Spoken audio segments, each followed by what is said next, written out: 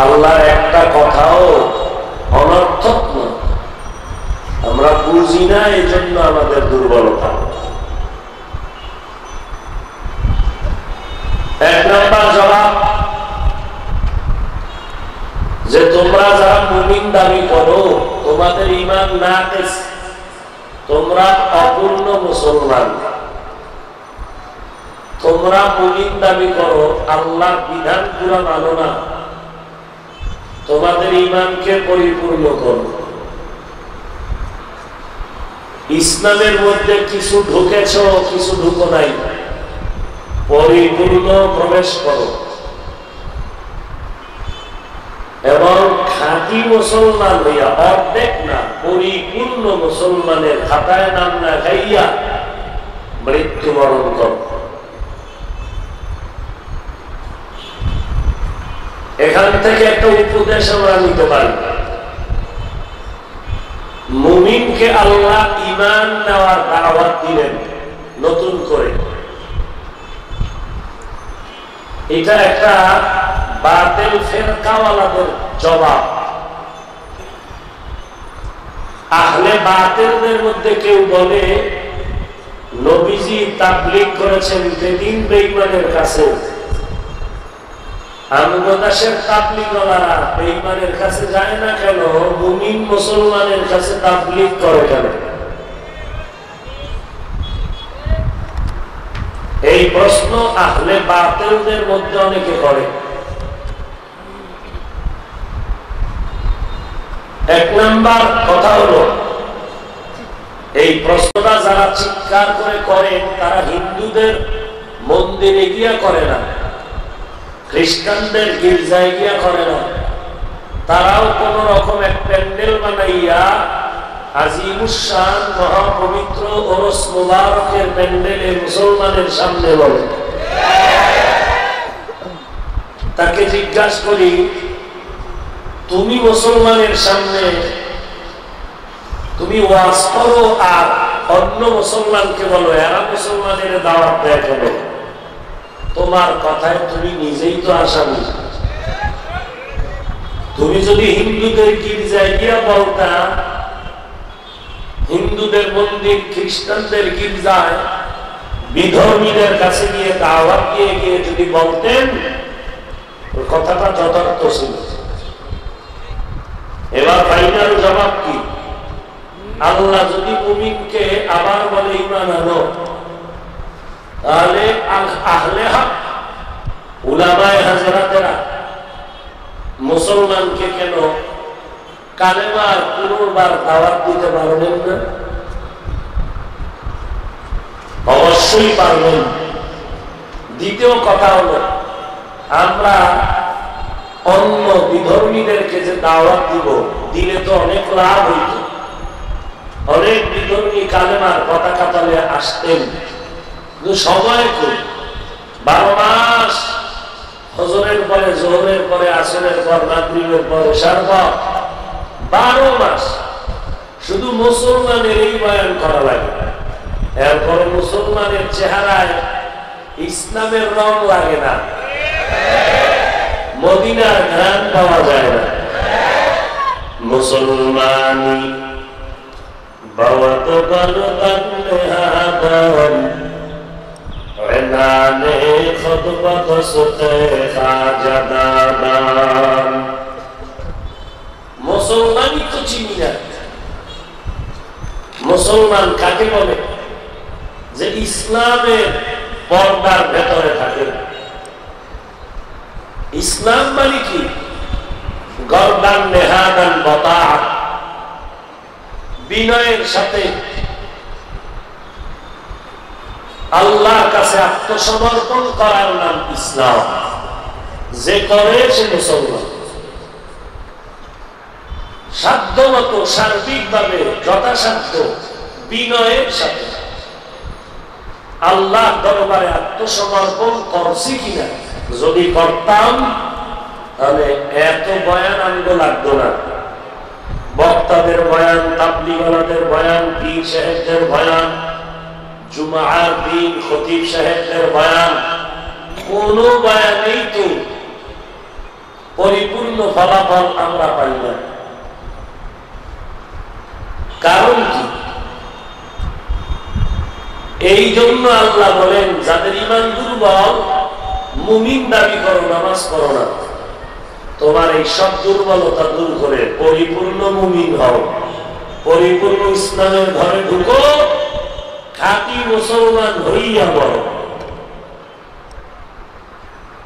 জান্নাত পাবে বেঈমান না মুমিন? আরো আস্তে করে বলেন, ঘোষণা কার? ইন্নাল্লাহা আশতারা মিনাল মুমিনিনা আনফুসাহুম ওয়া আমওয়ালাহুম বিআন্না লাহুমুল জান্নাহ। আল্লাহ তাআলা বলেন, এই মুমিনের দল, নিশ্চিত আমি মুমিনের জান মাল কিনে নিয়েছি, বিনিময়ে মুমিনের জান্নাত দিয়েছি। আল্লাহ মুমিনের কি কিনে নিলেন? জান্নাত। মুমিনের কি দিলেন বিনিময়ে? জান্নাত। আশ্চর্য, আল্লাহ মুমিনের জান মাল কিনে নিয়েছি বলিয়াও দেন নাই, মুমিনকে জান্নাত দিয়েছি বলেও দেন নাই। আমাদের জান্নাত তো আমাদের কাছেই আছে, তো নিয়েছি বলে নিলেন কই? জান্নাত দিয়েছি বলে দিলেন কই?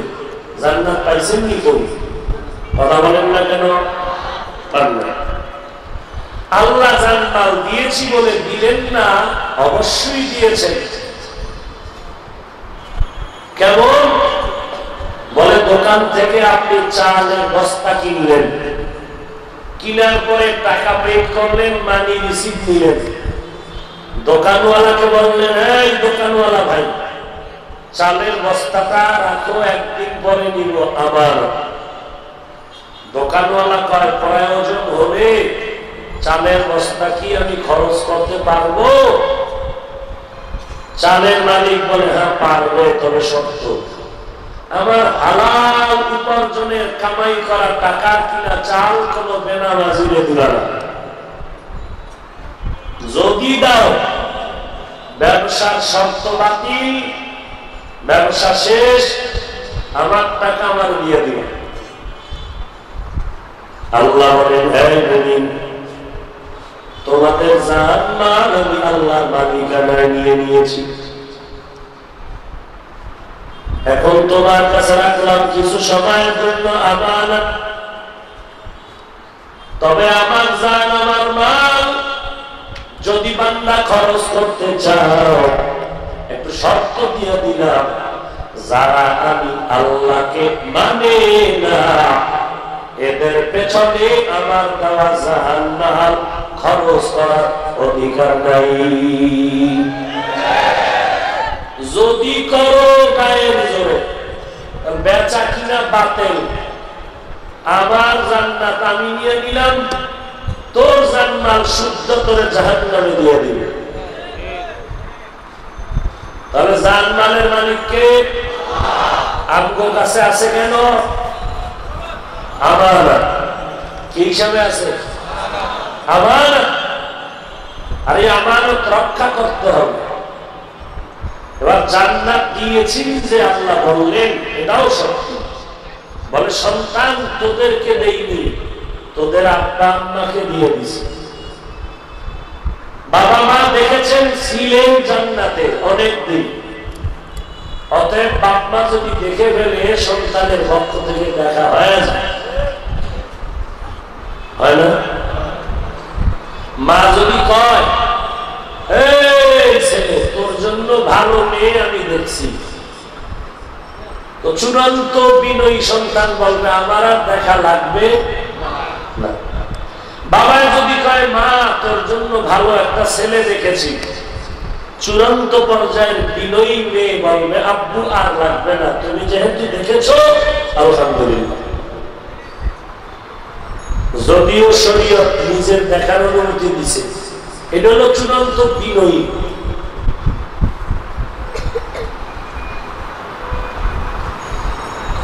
আল্লাহ এবার জান্নাত মুমিন পাবে,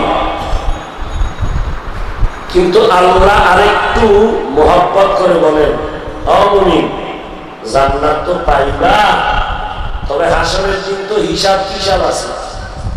এখন ওই হিসাব কিতাব শেষ করিয়া যাবা নাকি জান্নাতের হিসাব না দিয়া যাবে? তবে আমি আল্লাহ চাই আমার প্রিয় বান্দা বান্দি মুমিনকে বিনা হিসাবে জান্নাত দিতে। বিনা হিসাবে জান্নাতে যাবেন না হিসাব দিয়া? বুঝা করেন, হিসাব দিয়া যাবেন না হিসাব না দিয়া যাবেন? হিসাব দিয়া যদি যান নিশ্চিত জাহান্নামে না যাওয়া ছাড়া জান্নাতে যাওয়া হবে। আর হিসাব ছাড়া তো কোনো কথাই নেই, একদম। আল্লাহ কয় বিনা হিসাবে যদি যেতে চাও তাহলে দুইটা কর্মসূচি পালন করো। এক নাম্বার, বিনা হিসাবে যদি জান্নাত পেতে চাও খাঁটি মুসলমান হইয়া মরণ বরণ করো, কবরে আসো। কারণ খাঁটি মুসলমান ব্যতীত আমি আল্লাহ মুমিন তোমাকে বিনা হিসাবে জান্নাত দিব না। বিনা হিসাবে জান্নাতে যাইতে চান সবাই? এটা চাপাবাজি না দিলের কথা? চেহারা দেখলেও তো বোঝা যায় যে আসলে আপনারা বিনা হিসাবে যাইতেছেন। এত সুন্দর নুরানি চেহারা যে আজকে ফজর করেন নাই, জহুর করেন নাই, আসর করেন নাই, মাগরিব করেন নাই, এশাও করেন নাই, বয়ানের পর দোয়ার আগেই চলে যাবেন, মোবাইল চালায় রাত কাটায় ঘুমাবেন, ফজর করবেন না।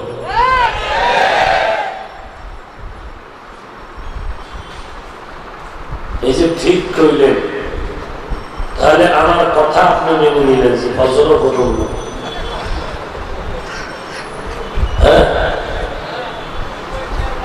আসলে লজ্জা শরম দিন দিন কমে যেতেছে। আল্লাহ সব ভাইকে হেদায়েত দান করেন। এখানে যে বসছেন, কার দরবারে বসছেন একটু চিন্তা করেন। জবানটা একটু হেফাজত করেন। মুখে আসতেছে আর বলতেছেন, বিষয়টা এমন না।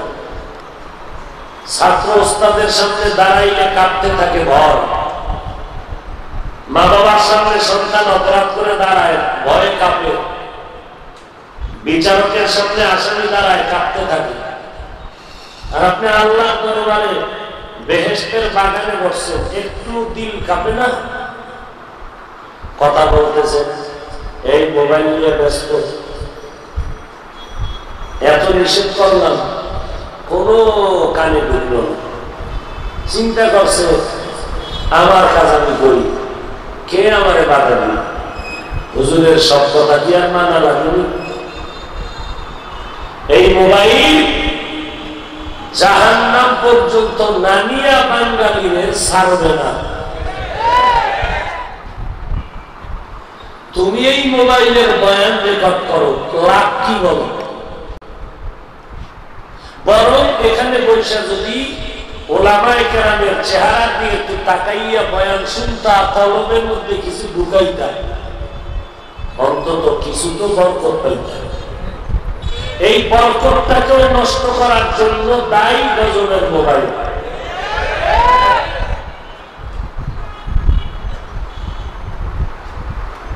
এজন্য ১,৫০০ বছর আগে রাসূল বলে গেছেন, লা ঈমানা লিমান লা হায়া আলা, যার লজ্জা নাই তার ঈমান নাই। আল্লাহ সবাইকে হেদায়েত দান করুন। তবে বিনা হিসাবে যদি আমরা জান্নাত পেতে চাই, আল্লাহ পাকের ঘোষণা খাঁটি মুসলমান হইয়া বড়। খাঁটি মুসলমান হইয়া যদি মরতে চাও তাহলে গুনাহমুক্ত জীবন লাগবে। কি মুক্ত? গুনাহমুক্ত জীবন নিয়া তুমি কবরের দেশে যখন যাইবা, আল্লাহর নবী বলেন কবর হবে তোমার জন্য বেহেশতের বাগান। খাঁটি মুসলমান হইয়া যদি মরতে চাও, গুনাহ মুক্ত জীবনটারে গড়ে নাও। আর তোমার জীবনটারে যদি গুনাহ মুক্ত করতে চাও, একটা মেডিসিন লাগবে, যেই মেডিসিন না থাকলে গুনাহ থেকে বাঁচতে পারবা না। তাবলীগওয়ালাদের বয়ানও কাজ হবে না, পীর সাহেব বক্তাদের বয়ানও কাজে লাগবে না, যতক্ষণ পর্যন্ত ওই মেডিসিন অন্তরের মধ্যে জমা না করবা। ওই মেডিসিনের নাম আল্লাহ ঘোষণা করতে হলো তাকওয়া। হর কে দারত খৌফে হকদর দিল মদারম জন্নাতুল মাওয়া কে হতো রামকাম জুজবা হাতজি জে মখাদ ইনসুজারা ফজলে উআ দস্তে দরজুম রাজাহা। বিনা হিসাবে যদি জান্নাত পেতে চাও, আল্লাহ তো দিতে চান, কারণ আল্লাহ বড় দয়াময়। আল্লাহ চান না তার বানানো একটা মানুষও জাহান্নামে যাবে, আল্লাহ কখনোই চান না। আল্লাহ চায় তার মানুষগুলো যেন জান্নাতে যায়। এই জন্যই হাদিস শরীফের মধ্যে নবী বলেন, দুনিয়াতে যত মানুষ এসেছে, যত মানুষ গত হয়ে গেল, কিয়ামত পর্যন্ত যত মানুষ আসবে, সবার নামে জান্নাতে একটা ঘর বরাদ্দ করা আছে, সবার নামে। কিন্তু কোরআন অনুযায়ী স্পষ্ট পেয়ে গেলাম, মুমিন ছাড়া কেউ জান্নাত পাবে না। তো নবীর হাদিস যে বললেন, সব মানুষের নামে জান্নাতে ঘর, নমরুদ, হামান, ফিরাউন, কারুন, বেঈমানেরা জান্নাত পাবে না। জান্নাত পাবে শুধু মুমিন। এটা আল্লাহর স্পষ্ট সিদ্ধান্ত ঘোষণা। এর নবী উম্মতের দল, তবে বেঈমানের নামে যে জান্নাত বানানো আছে, ওই জান্নাতের উপায় কি হবে? আল্লাহ বলে, নবী জানায় দেন, জমিনটা আমি সৃষ্টি করার পর এই জমিনের মধ্যখানে একটা ঘর বানিয়েছিল। ওই ঘরের নাম হলো বাইতুল্লাহ। বসবাসের জন্য ঘর বানাই নাই, ইবাদতের জন্য আমি ঘরটা বানিয়েছি। ইন্না আউওয়ালা বাইতিন উযিয়া লিন-নাস লাল্লাযী বিবাক্কাতা মুবারাকান ওয়া হুদান লিল আলামিন।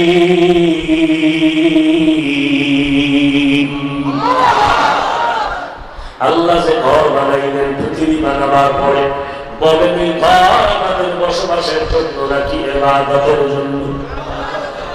আর বলেন, ইবাদতের জন্য ঘর, বসবাসের জন্য কেন না?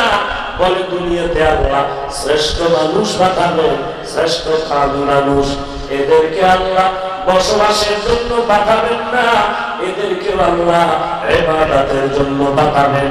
কারণ দুনিয়া বসবাসের জায়গা না, মুমিনের জন্য, ইবাদতকারীদের জন্য বসবাসের আরামের ঘর জান্নাত। বেহেশত কে আযারে নবাশর কাসে রাবা কাসে কাবে নবাশর। আল্লাহ বলেন, দুনিয়াতে আমি যে ঘর বানাইলাম ইবাদতের জন্য, আর দুনিয়াতে যে শ্রেষ্ঠ জাতি পাঠাবো, এরাও পাঠাবে ইবাদতের জন্য। মা খালাকতুল জিন্না ওয়াল ইনসা ইল্লা লিয়াবুদুন। মা খালাকতুল জিন্না ওয়াল ইনসি বাখারা জুজ ইবাদত নিস্তে মাকসুদ আজ্জাহা। আল্লাহ বলেন, এই মানুষ পাঠাবার কারণ হলো ইবাদত। আবার ইবাদতের মধ্যে আমি আল্লাহ কিছু ভাগ করে দিলাম মূল ডিউটি, আবার কিছু আছে ওভার ডিউটি। রমজান এই মুমিন ইবাদত ইবাদত মূল ডিউটি, আবার কিছু রাখলাম ওভার ডিউটি। দৈনিক 5 বেলার নামাজ পড়া মুমিন মুমিনার জন্য এটা মূল ডিউটি, অন্যান্য নামাজ পড়া হলো ওভার ডিউটি। রমজান, প্রত্যেক রমজানে মুমিন নরনারীর জন্য রোজা রাখা মূল ডিউটি, অন্য সময় রোজা রাখবা পারলে এটা ওভার ডিউটি। ও ধনীওয়ালারা, টাকার মালিক, বছরে একবার যাকাত দাও মূল ডিউটি, অন্য সময় গরিব এতিম অসহায় মাদ্রাসা মসজিদ ওয়াজ মাহফিল রাস্তাঘাট ভালোর জন্য মানুষের কল্যাণে টাকা দিবা এটা ওভার ডিউটি। জীবনে একবার তুমি বাইতুল্লাহ গিয়ে জিয়ারত করো, হজ করো মূল ডিউটি, অন্যান্য সময় উমরা করো, হজ পালন করো ওভার ডিউটি। নবী জানায় দেন মূল ডিউটি যারা করবে এদেরকে মূল লেখা জান্নাত তো দিয়ে দিব, সন্দেহ নাই। তবে যারা ওভার ডিউটি করবে এদেরকে জানায় দেন আমি আল্লাহ বেঈমানের বানানো জান্নাত গুলো ওভার ডিউটি করনেওয়ালা মুমিনের বোনাস দিয়ে দিব। আতিনা ফি দারাত দুনিয়া না হাসানান, আতিনা ফি দারাত উকবা না হাসান, ইয়া রিয়াসাল মুস্তাগীসি নাহদিনা লাফতিখারা বিল উলুমি ওয়াল গিনা। জান্নাত কারা পাবে? বেঈমানের জান্নাত কারা পাইব? মূল ডিউটি করনেওয়ালা না ওভার? এখন তো ওভার ডিউটি করতে কেউ আমরা চাই না। জ্ঞানীরা সময় নষ্ট করে না, ও 8 ঘন্টা ডিউটি করে আবার ওভার ডিউটি করে, সময়টাকে যত কাজে লাগায় ও জীবনের মধ্যে বড় জিরো থেকে হিরো হয়ে যায়। এর নবীর উম্মতের দল। এই অনেকে মনে করি জান্নাত কোন রকম একটা পাইলেই হয়ে যাবে। আল্লাহর নবী বলেন যেই বান্দা ছোট জান্নাত পাবে 10 দুনিয়ার সমান, ওই জান্নাত পাই আফসোস করবে আর বলবে আল্লাহ সাহাবায়ে কেরামের ভিআইপি জান্নাত যদি পাইতাম কলিজা আরো ঠান্ডা হয়ে যেত। 10 দুনিয়ার সমান জান্নাত পাইয়াও আফসোস করবে ভিআইপি জান্নাত যদি পাইতাম, আফসোসের শেষ হবে না। এরপরে উম্মতের দল, জান্নাত শুধু মুমিন পাবে আর কেউ পাবে না। এখান থেকে আরেকটা উপদেশ আমরা নেই, কান শুট করলে হবে? প্রত্যেকটা কথা থেকে নিজের কিছু অর্জন করতে হবে। কি? জান্নাত পাবে শুধু মুমিন। এবার আমাদের দেশে বড় বড় দামি দামি কিছু দরবার শরীফ আছে, ওই দরবারওয়ালারা সাইনবোর্ড লাগাইয়া হিন্দুদের ডাকে, বৌদ্ধদের ডাকে, খ্রিস্টান ইহুদিদের ডাকে, আর বলে বাবার দরবারে আসো, কালেমা পড়া লাগবে না, দরবারে আসলেই তুমি কালেমা না পড়িও, তোমার ধর্মে থাকিয়াও তুমি জান্নাত পাবে। নাউজুবিল্লাহ। এই কথার দ্বারা প্রমাণ এরা বাতিল। এই দরবারওয়ালারা কি? জান্নাত পাবে কারা? শুধু মুমিন আর কেউ।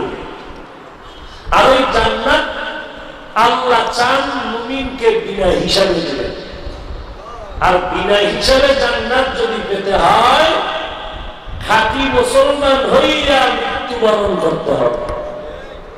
আর খাঁটি মুসলমান হওয়ার জন্য আপনার আমার করণীয় হলো এই কলবটাকে গুনাহমুক্ত করে নাও, গুনাহমুক্ত জীবন তৈরি করে নাও।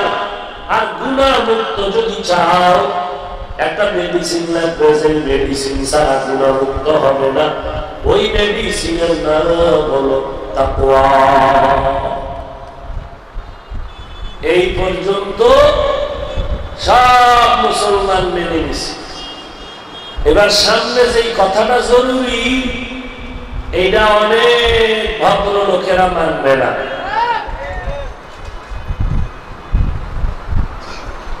সেটা কি?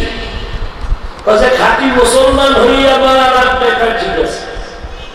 মুসলমান হইয়া মরতে হলে, খাঁটি মুসলমান হইতে হলে গুণামুক্ত জীবন লাগবে, বলে ওয়েলকাম, ঠিক আছে। গুণামুক্ত হতে হলে তাকওয়া লাগবে, আল্লাহর ভয়, বলে ঠিক আছে। এবার এই তাকওয়া যদি তুমি অর্জন করতে চাও, আল্লাহ ওয়ালা আউলিয়া কেরাম, বুজুর্গ, পীর মাশায়েখ, এদের সোহবত ছাড়া, এদের নেক নজর ছাড়া তাকওয়া অর্জন করা যাবে না। সোহবতে সলে তোরা সলে গুনাহ, সোহবতে তলে তোরা তরলে গুনাহ, এক জামানা সোহবতে বা আউলিয়া বেহতার সব সাদাত বেরিয়া। কি মোনাজাত দিয়ে তুমি? হ্যাঁ,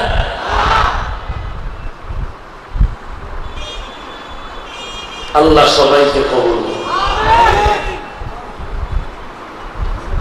ধৈর্য আসেনি? এমনি আমাদের মাদ্রাসাগুলো, বিশেষ করে কওমি মাদ্রাসা, কঠিন ব্যস্ততা, পরীক্ষা চলতেছে, কথা ঠিক না? এরপরে আজকের এই প্রোগ্রাম, আজকে দুপুরে নাকি অনুমতি হয়েছে, কারণ এত মানুষ এক জায়গায় হয়ে যদি আমার কোন দিকে দৌড় দেয় তো ভয় আছে না? বহু চিন্তার বিষয়। আর যে রক্ত বড় মামলা, সুদ খাইলেও একজন পরিষ্কার আছে না? এই কোয়ালিটির মানুষই তো বেশি। দাড়ি নাই, টুপি নাই, নামাজ নাই, আর পরে এরা সুন্নি। আর আমরা দাড়ি, টুপি, পাগড়ি, হালাল সব ঠিক আছে, এখন আমরা আশিক রাসূল হতে পারি না। গাঞ্জাখোর, মদখোর, সুদখোর, দাড়ি কামানেওয়ালা, এরা আশিক হয়ে গেছে, আছে না? অথচ সুদখোর কি এই কথা জানে না যে অল টাইম তার মায়ের সাথে জিনার গুনাহ করে? এই সুদখোর, অল টাইম তোমার কবিরা গুনাহ লেখা হয়, গর্ভধারিণী মায়ের সাথে জিনার গুনাহ লেখা হয়। এটা কি আমার বাবার কথা?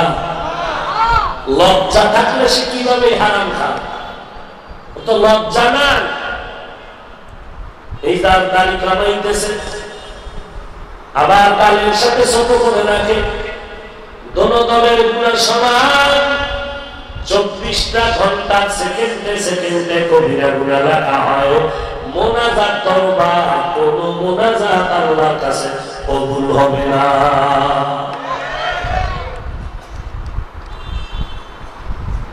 অথচ নিজের তো বাহাদুর মনে করতেছে। আল্লাহ হেদায়েত দান করুন। তাহলে জান্নাত পেতে চাই সবাই বিনা হিসাবে, কথায় একমত। জান্নাত বিনা হিসাবে পেতে হলে মুসলমান হইয়া মরা লাগবে, তাও স্বীকার করব। মুসলমান হইয়া মরতে হলে গুনাহ ছাড়তে হবে, তাও স্বীকার করলেন। গুনাহ ছাড়তে হলে আল্লাহর ভয়, তাকওয়া লাগবে, তাও মানলেন। এবার ঝামেলা কোথায়? তাকওয়া অর্জন করার জন্য আল্লাহওয়ালা, আউলিয়া, পীর, মাশায়েখ, ওলিদের সোহবতে যেতে হবে। এই কথা দেখে মানে এরা কি কয়? পীর মানি না, বুজুর্গ মানি না, আউলিয়া মানি না। তো মানো কি? বুখারী শরীফ মানি। কথা বলেন না কেন? আল্লাহর জাত ও সিফাতের কসম, যারা আল্লাহওয়ালা মানে না, বলে বুখারী মানি, এরা কেউ বুখারী মানে না, সব বুখারীর দুশমন। সন্দেহ করলে কবিরা গুনাহ হবে, কারণ আমি কসম করে বলেছি, এবং কাঁচা কসম না, পাকা কসম করে বলেছি। কোন বীর বাহাদুর থাকলে স্টেজে আসো, কিলাকিলি হবে, এরপরে আবার বয়ান হবে। আসো, যারা আল্লাহওয়ালা, পীর মানে না, বুজুর্গ মানে না, আউলিয়া মানে না, এরা ভণ্ড। এদেরকে যারা ভণ্ড বলে না, ওই হযরত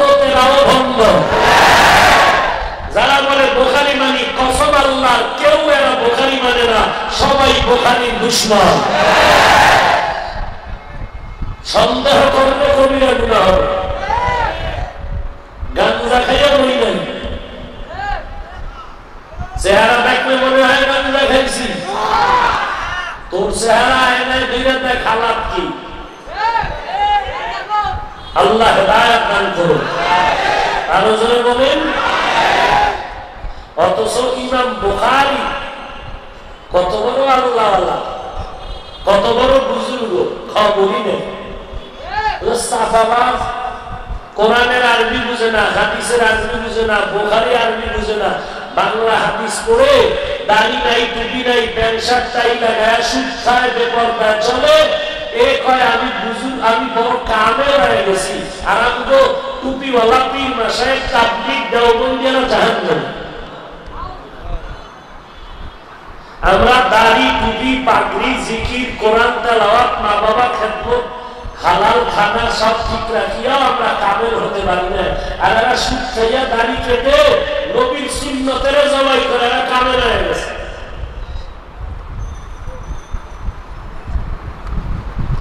মগের মূল্য পাইছো না? আমি কসম করে বললাম, আমার কসম কেউ গ্রহণ করো পারল। যারা বলে বুখারী মানি, কেউ বুখারী মানে না, কেউ মানে না, একজনও। যারা আল্লাহওয়ালারে খারাপ করে, কতক্ষণ সরমনের বিরুদ্ধে লেখে, উজানির বিরুদ্ধে লেখে, তাবলীগের বিরুদ্ধে লেখে, আরে ভাই আমার বিরুদ্ধে লেখ, তো অনুরোধ চরমনের বিরুদ্ধে লেখিস না। আমার বিরুদ্ধে লেখ, তারপরে অনুরোধ তাবলীগের বিরুদ্ধে লেখিস না। আমার বিরুদ্ধে লেখ, তারপরে অনুরোধ হাটাজারি দেওবন্দীদের বিরুদ্ধে লেখিস না। আমার বিরুদ্ধে লেখলে তোর কপাল এত তাড়াতাড়ি পুড়বে না, তাদের বিরুদ্ধে লেখলে যত তাড়াতাড়ি তোর কপালে আগুন লাগবে। কারণ আমি বুজুর্গ না, আমি এলেম নাই, আমল নাই, গুনাহগার। কিন্তু চরমনের আল্লাহওয়ালারা চূড়ান্ত বুজুর্গ। তাবলীগের মুরব্বীরা তাহাজ্জুদ কাজা করে না, দেওবন্দীরা তাহাজ্জুদ কাজা করে না। কপাল অর্ধেক পুড়ছে, বাকিটাও পুড়বে যদি আবারও লেখো। আমার বিরুদ্ধে লেখ, কারণ তোর লেখালেখির দ্বারা আমার আয়ও নাই, ব্যয় লেখ, পাল্লা দিয়া লেখ।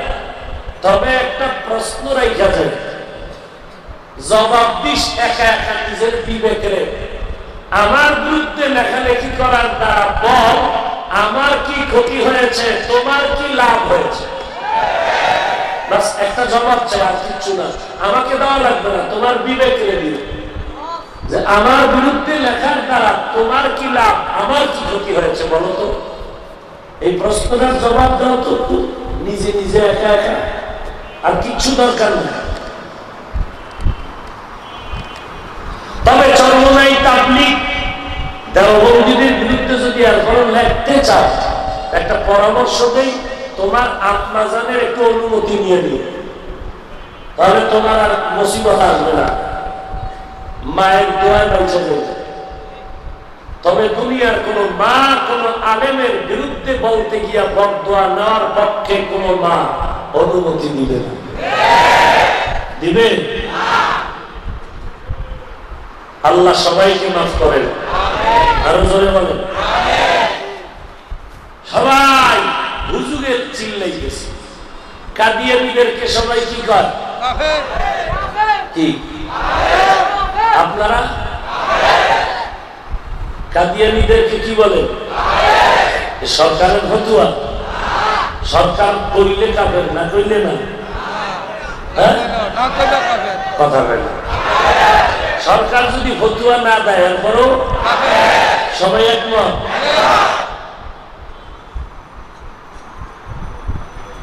এই যে কাফের কাফের করে জোরে চিল্লাইলেন, মাঠে নাইয়া চিল্লাইলেন কাদিয়ানীরা কাফের, দোকানে যাইয়া খাইলেন প্রাণ কোম্পানির জুস।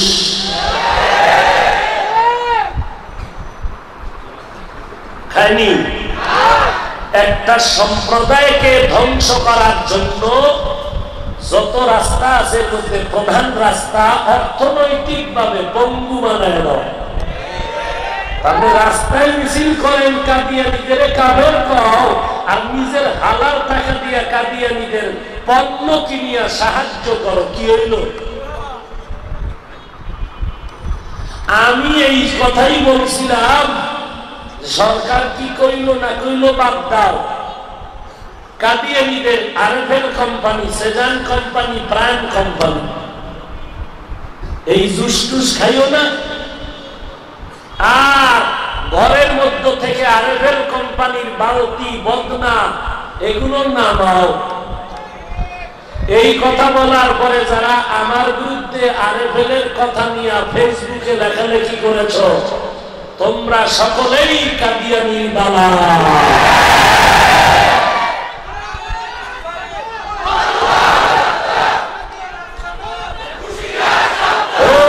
স্লোগান দিও না, যা কইয়ে হলো। এই যারা আরএফএল বিরুদ্ধে বলার পরে আমার উপরে রাগ, এরা কাদিয়ানীর দালাল বললে গুনাহ হবে? কিছু কিছু হুজুরেরাও বিরোধিতা করছে কথা বলা।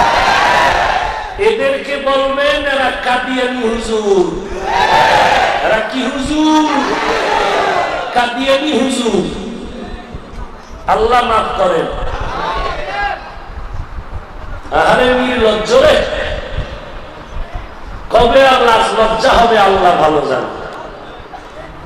বড় আফসোস, মসজিদের মধ্যে ঢুকি গিয়ে দেখি জুতার বাক্স কাদিয়ানী। আরএফএল জুতার বাক্স। নামাজি নামাজ পড়তেছে, সামনে সুতরা লাগাইছে প্লাস্টিক, প্রাণ কোম্পানি, আরএফএল কোম্পানি।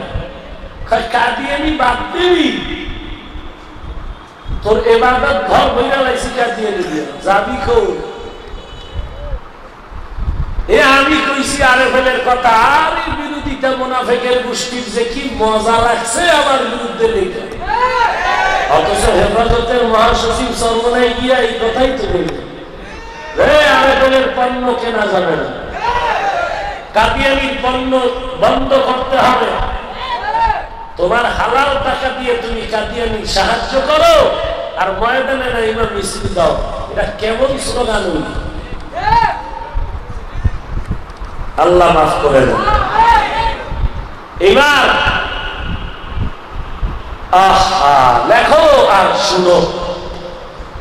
আমি যে কসম করে বলছি, যারা আল্লাহওয়ালা মানে না, বুজুর্গ মানে না, পীর মানে না, আহলে হক আউলিয়া মানে না, এরা ভণ্ড, এরা বুখারীর দুশমন। সন্দেহ আছে কারো?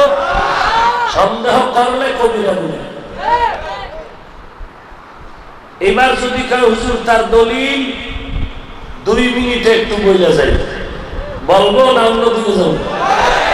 হ্যাঁ, যুবকেরা ঘুমাও তো বলে মুসিবত। কি মুসিবত? মুসিবত হইল তোমাদের দিল পরিষ্কার, মুভমেন্ট ভালো, কিন্তু তোমরা কচু পাতার পানির মতো একবার ডানে একবার বামে যাও, এইটার জন্য দুঃখ। হকের পক্ষে থাকে, আল্লাহ যেদিক নবী যেদিক সেদিক আমরা। পীর মানি যদি সে আল্লাহ নবী মানে, ঝামেলা শেষ। কি? যার মধ্যে আল্লাহর নবীর তরিকা নাই, সে আল্লাহর বন্ধু, আমারও বন্ধু। সোজা কথা। যে দাড়ি কামায় তার দোয়া কবুল। 24 ঘন্টা কি হবে? কি গুনাহ হবে? কবিরা গুনাহ। এই কবিরা গুনাহ করনেওয়ালাকে মুরব্বি বানানো যাবে না। কবিরা গুনাহ করনেওয়ালাকে কোন নেতা মানা যাবে না, মুরব্বি মানা যাবে না। এই কথাগুলো আমি বিশেষ করে বলতেছি যারা ইসলাম ইসলাম স্বপ্ন দেখে তাদেরকে বলতেছি। এবার শুনেন, আপনারা বিছানায় গিয়া ঘুমের সময় 1 মিনিট চিন্তা করবেন যে বুখারী শরীফ একটা হাদিসের কিতাব, মাত্র 4000 হাদিস সেখানে আছে। নবীজির হাদিস কি 4000 না আরো আছে? তাহলে দাতি নাই, বেদাতি নাই, হক নাই, ভণ্ড নাই, সারা জগতের মুসলমানেরা বুখারী শরীফটারে নিয়ে জিকির করে কলিজার আপন বানাইল। কারণ এটা তো একটা নজিরবিহীন ব্যাপার। কারণ একদল ভালো, এর পিছনে একদল থাকে ভণ্ড। কিন্তু ইমাম বুখারী 4000 হাদিস লিখলেন বুখারী শরীফের মধ্যে, এমন কি মন্ত্র দিয়ে গেলেন যেই মন্ত্রের কারণে সারা দুনিয়ার মুসলমান ভণ্ড নাই, হক নাই, সবাই বুখারীরে মাথার তাজ মনে করে। কারণ এটা চিন্তা করেন। আহলে হাদিসরা কয় বুখারী, আহলে সুন্নাত ওয়াল জামাত বলে বুখারী, বেদাতীরা কয় আনবদলিল বুখারী। ব্যাপার কি? অথচ বুখারী যখন লেখা হয়েছিল, ইমাম বুখারী রাহমাতুল্লাহ আলাইহি ওই সময় তাকে কাফের বলার মতো দুশমন ছিল। ওই সময় তারে কাফের বলার মতো বাতেলরা ছিল তার পেছনে লাগিয়ে। কিন্তু আজ তার সেই কিতাব সারা জগতের মানুষের কাছে আপন কেন? কেনর জবাব যেটা দিব এটা সবাই জানে, আহলে হাদিসরাও জানে, সবাই জানে। আমি আপনাদেরকে ঢাল দিয়ে গেলাম, ঢাল। এই ঢাল হিসেবে হাতে রাখবেন আর বাতিলের মোকাবেলায় ঢাল ব্যবহার করবেন। কি ঢাল? ইমাম বুখারী মুহাম্মদ ইবনে ইসমাঈল রাহিমাহুল্লাহু তাআলা তিনি বুখারী শরীফ লিখছেন মদিনাতুল মুনাওয়ারার একটু দূরে একটা মসজিদ আছে, মসজিদে বুখারী। ওখানে তিনি অবস্থান করতেন আর 6 লক্ষ হাদিস তার হস্তগত ছিল। সেখান থেকে তিনি মাত্র 4000 হাদিস বুখারী শরীফের মধ্যে লিখেছেন বেলা তাকরার। লেখার কাইফিয়ত কি? বলে একটা হাদিস লেখার আগে যখনই চিন্তা করছেন হাদিসটা লিখবো, প্রথমে ওযু, এরপরে গোসল, এরপরে 2 রাকাত নামাজ, এরপরে নবীজির রওজা মোবারকের কিনারায় গিয়া বসে বসে আল্লাহর সাথে ধ্যানে মুরাকাবা করতেন। অন্তরে যখন আল্লাহ ইশারা দিতেন হাদিসটা লেখা যাবে, অন্তর যখন গাওয়া দিত আল্লাহর মহব্বতে, তখন তিনি হাদিস লেখা শুরু করলেন। একটা হাদিস লেখা শেষ, আবার যখন আর একটা হাদিস লিখবেন আবার নবী হয়ে গেলেন, আবার ওযু, গোসল, 2 রাকাত নামাজ, আবার নবীর রওজায় গিয়ে আবার মুরাকাবা। এইভাবে করে করে 4000 হাদিস বুখারী শরীফের মধ্যে মুহাম্মদ ইবনে ইসমাঈল বুখারী লিখলেন। কয় হাজার? বলেন 4000 হাদিস। প্রত্যেকটা হাদিস লিখতে কিভাবে করছে? এবার ফেনী মুসলমান একটু হিসাব দাও। ইমাম বুখারী 4000 হাদিস লিখতে গিয়ে কয়বার ওযু করলেন? এই হিসাব দেন, কয়বার? 4000 বার। গোসল করলেন কয়বার? বুখারী শরীফ লিখতে গিয়ে গোসল করলেন 4000 বার। নামাজ পড়লেন কয়বার? কথা কয় না? 4000 বার নামাজ। নবীর রওজায় গিয়ে মুরাকাবা ধ্যান করলেন কতবার? কয়বার? আমরা কইয়া লইছি 1 মিনিটে, আর ইমাম বুখারী করতে লাগছে 16 বছর। কয় বছর? আমরা কইছি 1 মিনিটে, হ্যাঁ করতে লাগছে কয় বছর? 4000 বার ওযু, 4000 বার গোসল, 4000 বার 2 রাকাত করে নামাজ, 4000 বার নবীজির রওজায় গিয়ে মুরাকাবা করলেন, আল্লাহর ধ্যানে কাটাইলেন। এই কথাগুলো কেউ অস্বীকার করার কোনো সুযোগ নাই। এবার আমাকে জবাব দাও রে মুসলমান, ইমাম বুখারী 4000 বার ওযু করলেন, গোসল করলেন 4000 বার, 2 রাকাত করে নামাজ পড়লেন 4000 বার। বলেন ওই যে নামাজ, এটা ফজরের নামাজ না, জোহরের নামাজ না, আসরের নামাজ না, মাগরিবের নামাজ, এশার নামাজ কি? কথা কও নফল। ইমাম বুখারী শরীফ লিখতে গিয়ে 4000 বার 2 রাকাত করে নফল নামাজ পড়লে। আজকে যারা বাঙালিরা শুনো, যারা বলে বুখারী মানি বুখারী মানি বুখারী মানি, নফল ইবাদত লাগে না বলে, খোদার কসম এরা বুখারীর দুশমন। এদের মতো ভণ্ড কেউ হতে পারে না। এবার বুঝছেন নি? যারা বুখারী মানে, আমি যে কসম খাইয়া কইছি এরা বুখারী মানে না, এরা ইমাম বুখারীর দুশমন। ইমাম বুখারী 4000 বার নফল নামাজ পড়েছেন 2 রাকাত করে। এই বুখারী লিখতে গিয়ে, তুমি বুখারী পড়তে গিয়ে কয় রাকাত পড়ছো? রমজানে 8 রাকাত পড়িয়া মসজিদে এক বৈশাখী ঝড় শুরু হয়েছে। কাল বৈশাখী ঝড় তুফান আইছে, কি বাহাদুর, বুক থেকে টান টান করে বের হয়েছে। আমি গুলশানে জুমা পড়াই, প্রত্যেক রোজার আগে 8 রাকাতের ফাতি তোমরা বারান্দায় খাড়াইও, ভিতরে ঢুকবা না। কারণ 20 রাকাত ওয়ালাদের নামাজের মাঝে যদি খুশু খুশু নষ্ট হয়, দায়ী হবেন তোমরা। রমজানে ইবাদত কম না বেশি? তাহলে বেশি করলে সমস্যা কি? হ্যাঁ, বড় আফসোস। এরা বলে বুখারী মানে। আল্লাহ বলেন আমি 2 দল মানুষের সাথে যুদ্ধ করার জন্য রেডি। কে কয়? কি করবে? কয় দল মানুষের সাথে? 2 দল। এক দলের কথা কোরআনে, আর এক দলের কথা বুখারী শরীফের মধ্যে। হাদিস ও নবী উম্মতের জানায় দেন, যারা আমার ওলিদের সাথে দুশমনি করবে, আমি আল্লাহ তাদের সাথে যুদ্ধ করার জন্য রেডি।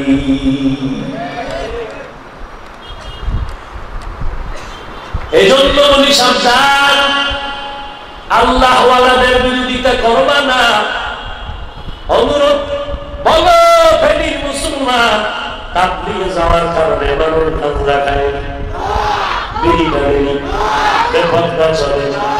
এর নবীর উম্মতের দল বেনামাজি তাবলীগে যাওয়ার পরে নামাজি হয়, বেপরদাওয়ালা তাবলীগে যাওয়ার পরে পর্দাওয়ালা হয়। সুদখোর তাবলীগ করার কারণে সুদমুক্ত হয়েছে কি হয় নাই? তাহলে লোকগুলো নবীর তরিকার উপরে চলতেছে। অতএব তাবলীগ হক, যারা বিরোধিতা করবে তারা হলো ভণ্ড। চরমনাই যাওয়ার কারণে মানুষ দাড়ি কামায় না, না, বরং দাড়ি কামানেওয়ালা দাড়ি লম্বা করে, বেপরদাওয়ালা পর্দা করে, হারাম করে না হালাল খায়, পাগড়ি নেই পাগড়িওয়ালা হয়ে গেল, আল্লাহর জিকির করে, মেসওয়াক করে, নবীর সুন্নাত অনুযায়ী চলে, পর্দা করে, আল্লাহর নামের জিকির করে, কলমটাকে গুনাহমুক্ত রাখার চেষ্টা করে, লোকটা নবীর তরিকা অনুযায়ী চলে। অতএব চরমনাই হক, উজানি হক, এদের বিরোধিতা যারা করবে কোনো দলিল লাগবে না, তারা ভণ্ড। সন্দেহ আছে? সন্দেহ আছে? আল্লাহ হেদায়েত দান করুন। হে বান্দা, খাঁটি মুসলমান হইয়া যদি বড় গুণামুক্ত জীবন লাগবে, আর গুণামুক্ত জীবন যদি নিতে চাও, তাকওয়ার মেডিসিন লাগবে। আর তাকওয়ার মেডিসিন যদি আনতে চাও, আল্লাহওয়ালার সাথে সম্পর্ক লাগায় দাও। আল্লাহওয়ালার নেক নজর যখন লাগবে, তখন আল্লাহওয়ালার নেক নজরে কলবের ভিতরে তোমার পরিবর্তন শুরু হয়ে যাবে। একটা দুধের বাচ্চা অসুস্থ, খানা খায় না, রুচি নাই, ব্যাপার? বলে একটু দম করে দাও, ফু দিয়ে দাও, পানি ভরা দাও। কেন? ডাক্তার দেখাও না? বলে ডাক্তার দেখাইছি, এরপরও ভালো হয় না। কেন? বলে বদনজর। কি নজর? কার বদনজর? বিশ্ব নজরে? না না, একটা বেআমলওয়ালা গাঞ্জাখোরের বদনজর। একটা গাঞ্জাখোরের নজরে যদি একটা দুধের বাচ্চা অসুস্থ হয়, এই গাঞ্জাখোরের নজরে যদি একটা বাচ্চার মধ্যে রিঅ্যাকশন শুরু হয়, একজন আল্লাহওয়ালা তাহাজ্জুদওয়ালা দুনিয়ার নাপাক মানুষের দিকে যদি এক নজর দেয়, তার মধ্যে কেন অ্যাকশন হবে না? হবে কি হবে না? জন্য আল্লাহ, আরে আল্লাহওয়ালারে মানিয়া তাহাজ্জুদ, কান্না, তওবা কত কিছু করিয়াও ঠিক থাকতে পারি না, গুনাহ থেকে বাঁচতে পারি না। আর আল্লাহওয়ালার কাছে না গেলে তো উপায় নেই। আর দুনিয়ার কোন মানুষ নবী সহ নিজে নিজে মন গড়া চলা চলেনি। সবাই নিজের মুরব্বী ইশারা মেনে চলছে। সমস্ত নবীরা আল্লাহর আদেশ নিয়ে চলছে, উম্মতেরা নবীর আদেশ নিয়ে চলছে। আল্লাহর ভয়, তাকওয়া অর্জন করো।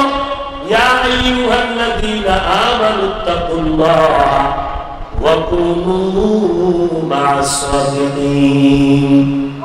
আল্লাহর ভয় অন্তরে ঢুকাও আর আল্লাহওয়ালাদের সংস্রবে যাও। এর নবীর উম্মতের দল, নবী কিয়ামতের আগে আর আসবেন না কালেমার দাওয়াত নিয়ে। কিয়ামত পর্যন্ত নবী বলেন, আমার এই দাওয়াতের কাজ করবে আমার বন্ধু ওয়ারাসাতুল আম্বিয়া, আহলে হক, উলামায়ে কেরাম।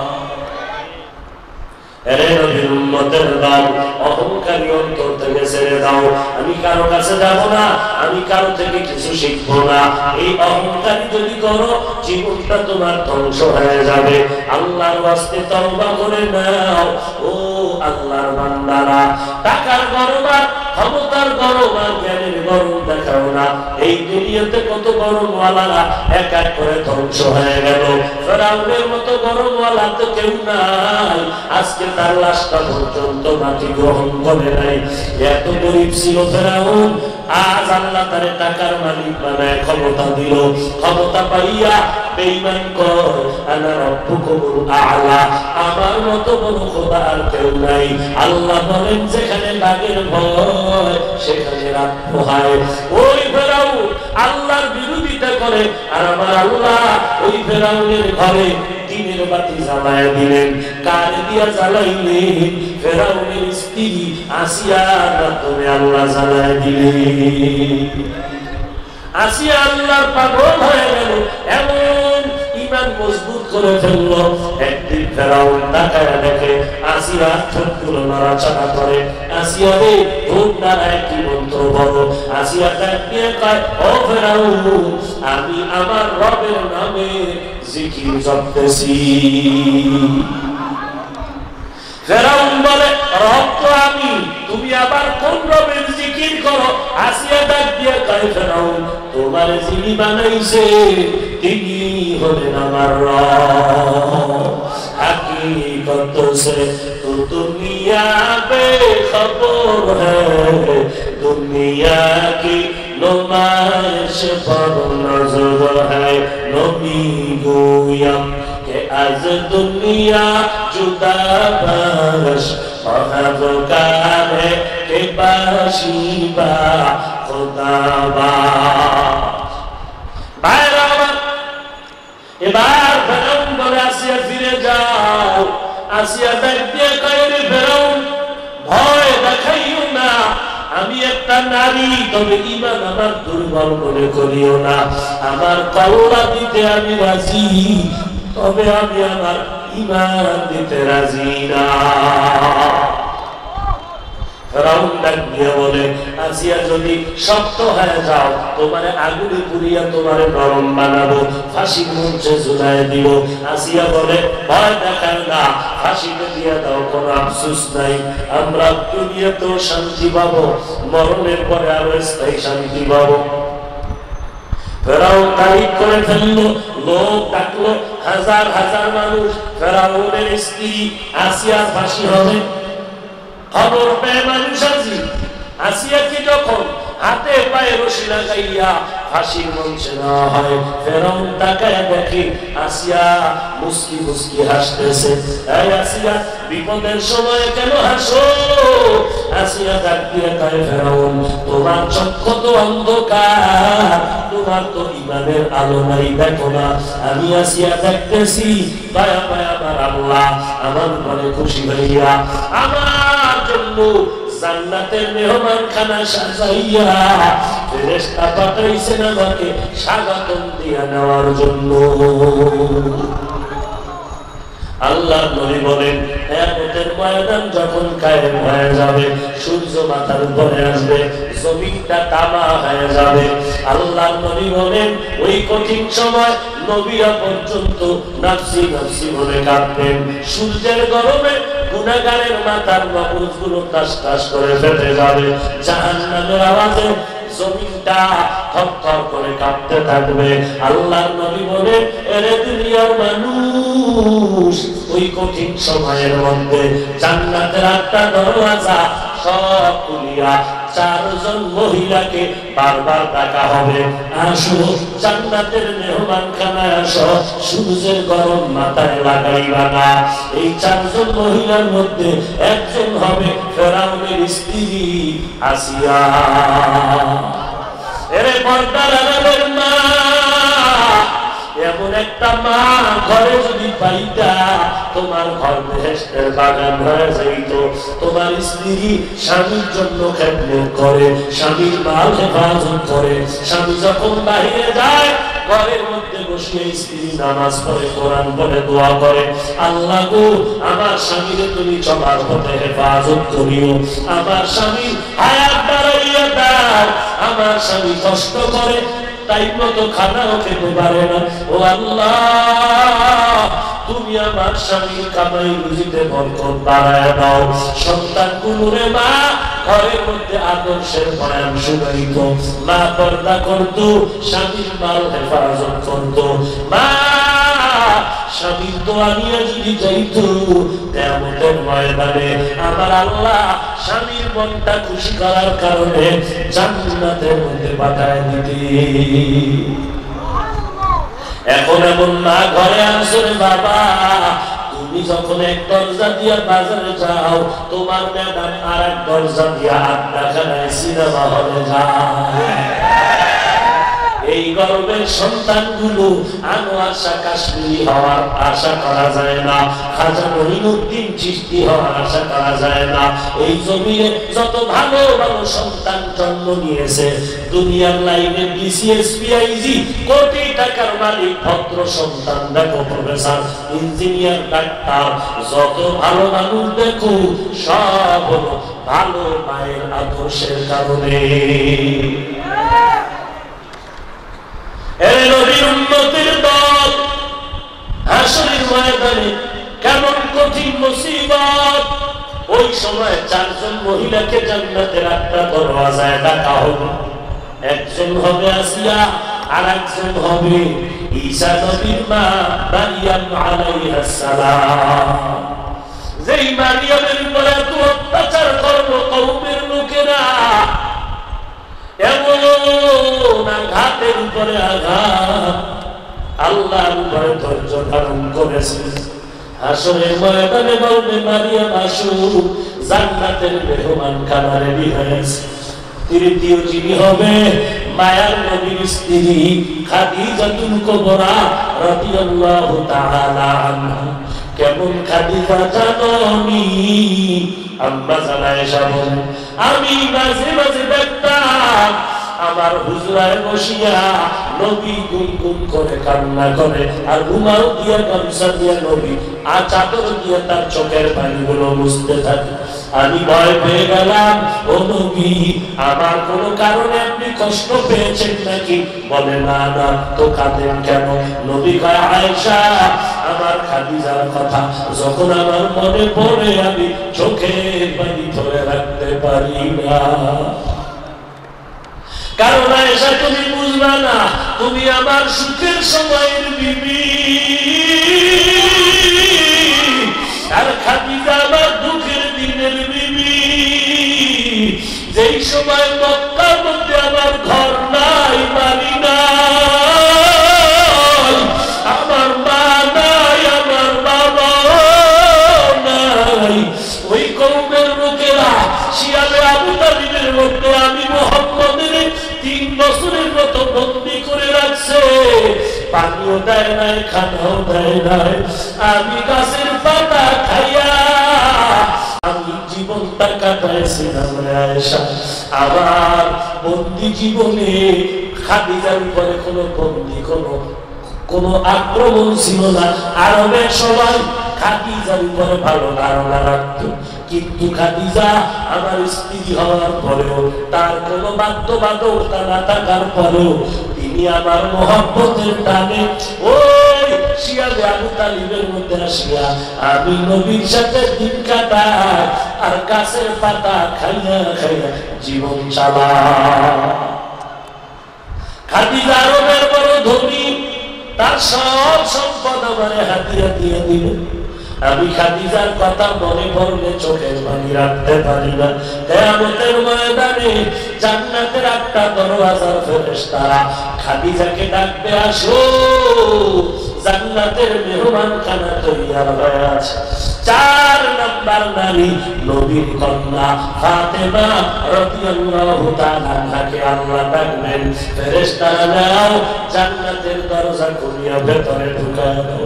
কেমন ফাতেমা যার মরণের পরেও তার লাশটা পর্যন্ত দুনিয়া কোনো বেগানা দেখতে পারে না। আর আমাকে আল্লাহ জানে না, মানুষ যেন ইচ্ছা করিয়া তাকায়, আর তাকাইলে যেন এক পলক দিয়া থাকে আর চোখ ফিরাইয়া না নেয়, সেই আকর্ষণ তৈরি করার জন্য বেশ্যা হইয়া রাস্তায় মানে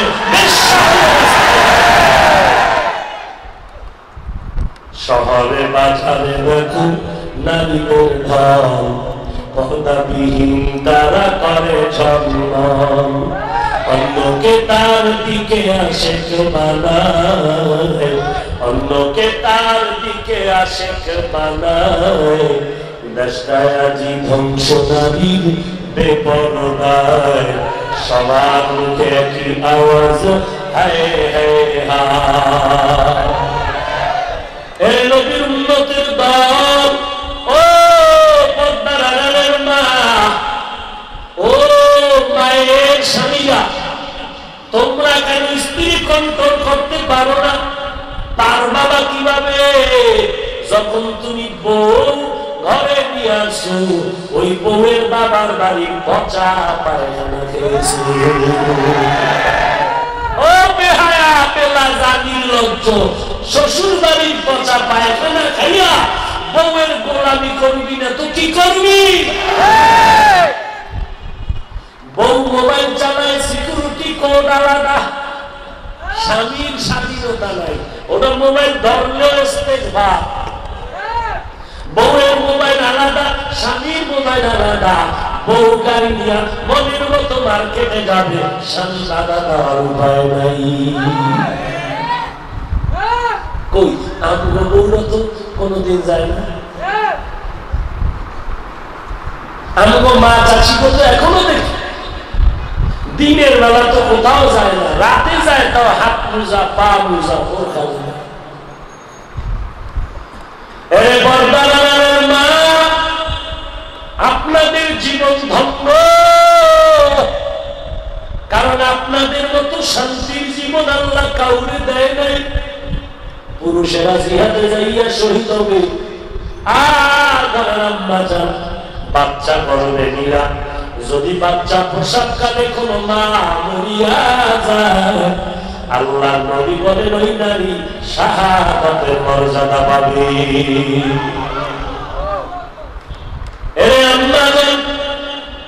মসজিদে গিয়ে আমরা পুরুষেরা শীত নাই, গরম নাই, বৃষ্টি নাই, রৌদ্র নাই, জুমার নামাজে যাওয়া লাগে, নামাজের আজান শুনলে মসজিদে যাওয়া লাগে।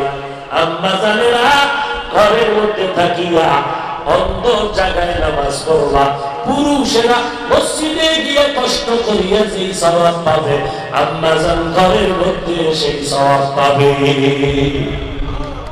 যারা মাহবুবের রাস্তায় নামাইয়া মসজিদে ঢুকাইতে চায়, এরা ফেতনাবাজ, এরা বাতিল, এরা ভণ্ড।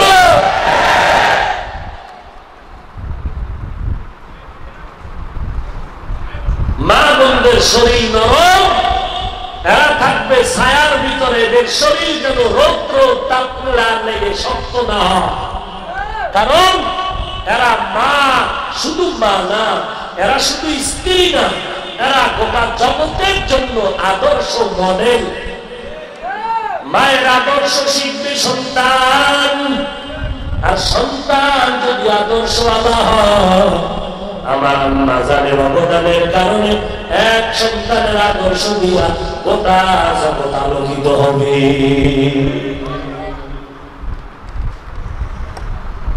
মার উপরে কত দায়িত্ব। মা শুধু খানা পাকাবে তাই না, মা গোটা জগতের অন্ধকার দূর করার জন্য ফিকির করবে। আমার সন্তানগুলোকে আদর্শওয়ালা বানাতে হবে। এক সন্তান গোটা দুনিয়ার অন্ধকার দূর করে ফেলবে।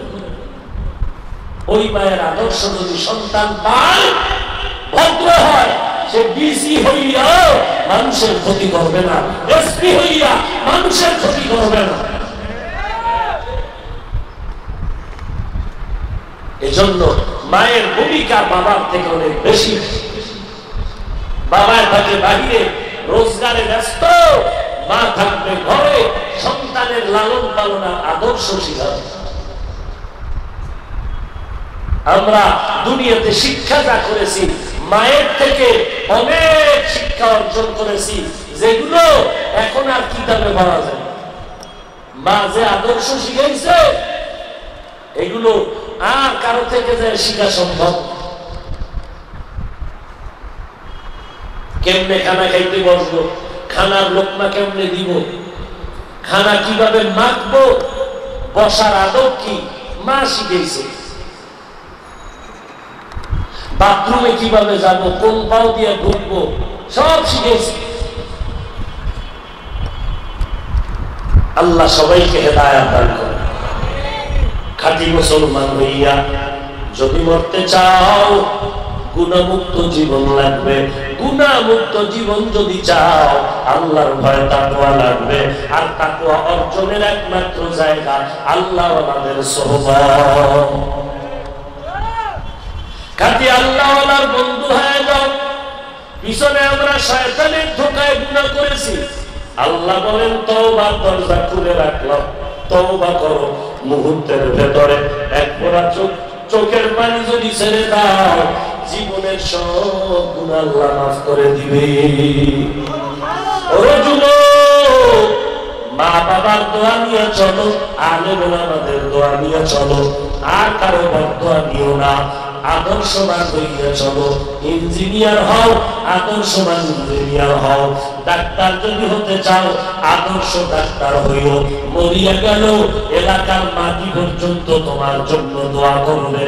স্কুলে পড়ো, কলেজে পড়ো, তোমার আমার মতো দেখো আদর্শবান যুবক নামাজি অভাব নাই। তুমি কেন পারবা না রে বাবা? তোমার আমার মতো বান্দা চাকরি করে, ব্যবসা করে, হারাম খায় না, নামাজ ছাড়ে না, দাড়ি কাটে না, তুমি কেন পারবা না? তোমার আমার মতো যুবক কৃষি কাজ করে, ড্রাইভারি করে, নামাজ ছাড়ে না, কোটি টাকার মালিক, এক টাকাও হারাম খায় না।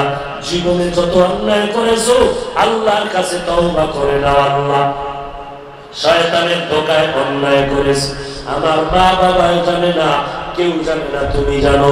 আজকে তওবার দরজায় ফিরে আসলাম, মেহেরবানি করে মাফ করে দাও। গুনাহ করব না, নামাজ ছাড়ব না, দাড়ি কাটবো না, নবীরে কষ্ট দিব না, মা বাবার বিরোধিতা করব না, আলেম ওলামাদের পরামর্শ নিয়া নবীর সুন্নাত অনুযায়ী চলব।